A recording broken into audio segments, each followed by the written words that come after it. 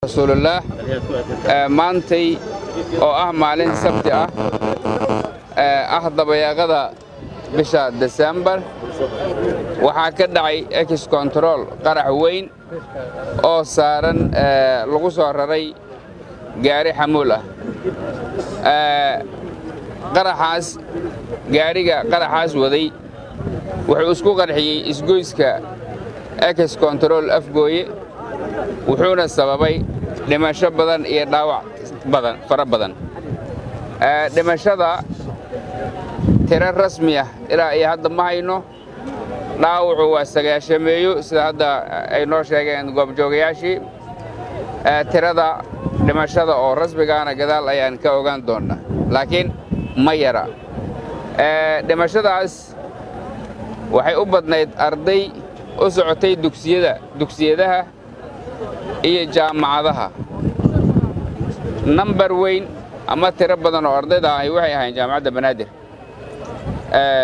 inna lillahi wa inna ilayhi raaji'uun allah u naxariisto dadkaas ku dhintay halkaas waxay ahaayeen dad aan waxba galabsan shacab rayid intooda badan waxaa laayay dadkaas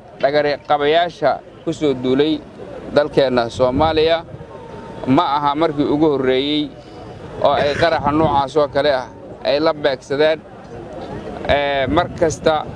oo ay arkaan meel zaxmo ama bulshadu isugu badan tahay waxa ay ka caado dhigteen inay sidaas oo kale ay u laayaan ilaahay subxaanahu wa ta'ala ayaan ka magan galnay shartooda bulshada Soomaaliyeedna waan hubaa inay kala garteen cadawgooda iyo saaxiibkooda waxa aan halkan rabaa inaan uga mahadceliyo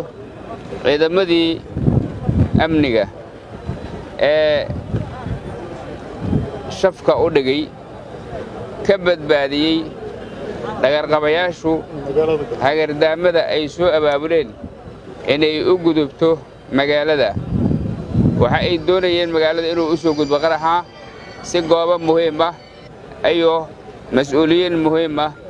oo u baabi'iyo aad aan uga mahadcelinaynaa waana wixii ay u qaateen tuutaha iyo qoriga inay khatarta shacabka Soomaaliyeed soo gaari lahayd ay ayagu xabadka u dhigaan Allah subhanahu wa ta'ala ayaa uga baryaynaa inuu caafimaad degdeg siiyo dadkii Soomaaliyeed ee halkan ku waxyeeloobay wiilasha naftood horeyaasha ee u taagan har iyo habeen ka shaqaynta amniga iyo ka hortagga cadawga noocaas oo kale waa uga mahadcelinaynaa waana garab taagannahay biidnillaahi alkariim intaas ayaan rabaa inaan iraahdo halba sida ay wax noqdaan tirada dhaawacyada oo rasmi iyo tirada dhimashadaba mar dambe ayaan la wadaagi doonaa meediya wabillahi tawfiiq. Assalaamu calaykum.